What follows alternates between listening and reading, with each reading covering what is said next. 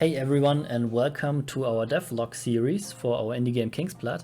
And today we are talking about a specific topic, once again, about biomes. And in the background you can see the creation of our first biome, the so-called Mushroom Cave. And this is a very large map. It is 300 times 300 meters.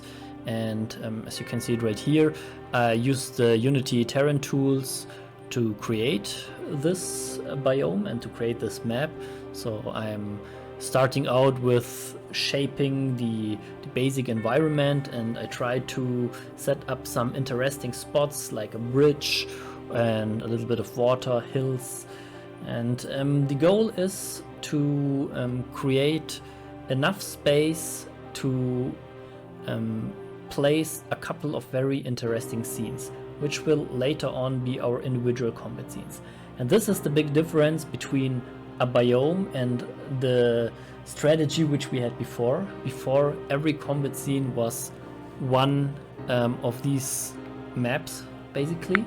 But now, since we started with creating the dungeon system, inside of a dungeon you want to have the same style in each combat, and you want to have the same optics, the same light.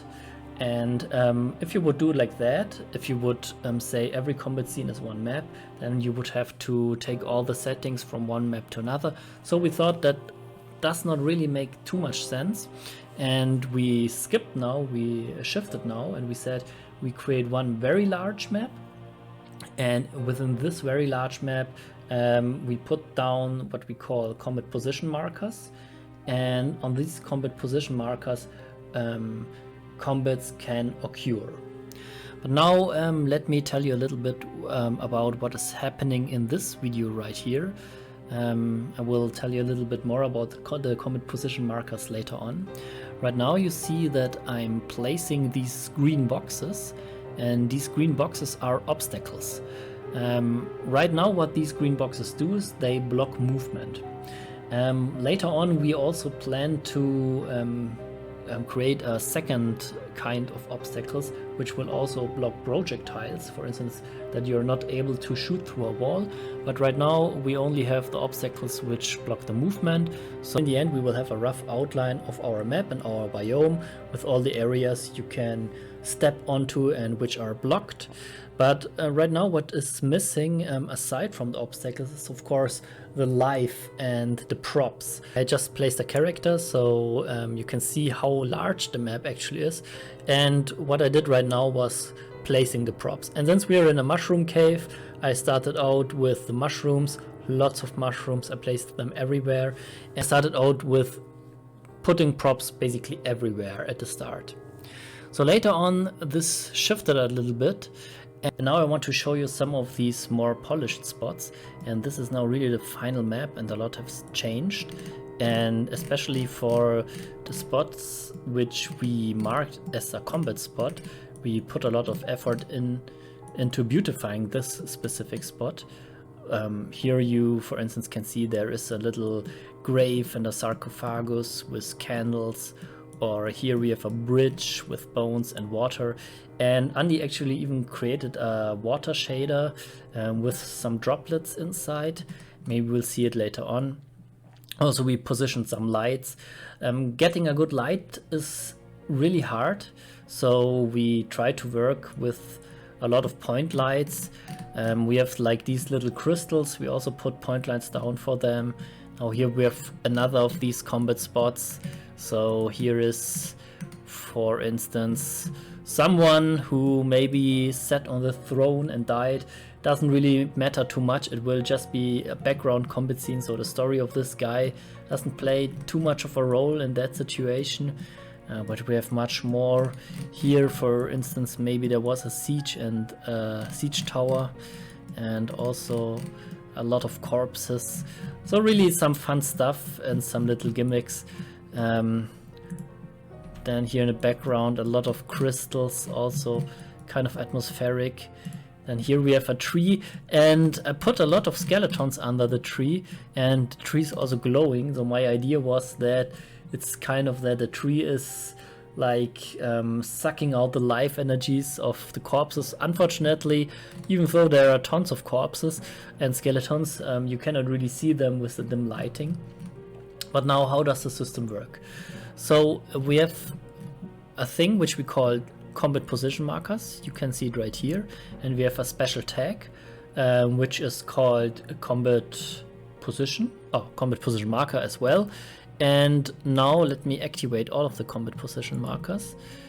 Okay, and now if we start a combat, then one of these combat position markers will be loaded randomly, right? So if we are in a dungeon, then randomly we will get 1 out of 10 of these combat maps. So we have a lot of variety. And to be honest, this map is so large, it would be very easy to add 5 or 6 or even 10 more of these fighting spots. And these fighting spots are very versatile. And now let me show you how this plays out in game. Okay, now here we are in game, and now let's load a combat. And we said the biome is the area where the fight should occur, and the combat scene from the biome is selected.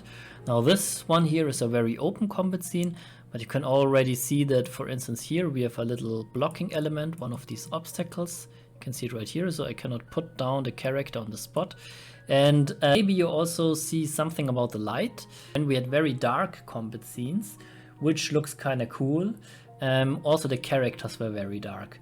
And now we integrated a character light. We also tried this out in another devlog, but we realized when we did this, the shadows were disappearing. But now we could fix it up, and now you can see a lot more detail about the characters. And also something which is very cool about the enemies. This is also something which we told in another of our devlogs, and it's really cool for me to see all these different systems coming together, that now also our enemies are randomized. So all of these enemies here are orc melee fighters and orc archers, but they have different models, and it is similar to the biomes. Now we have a lot of random elements.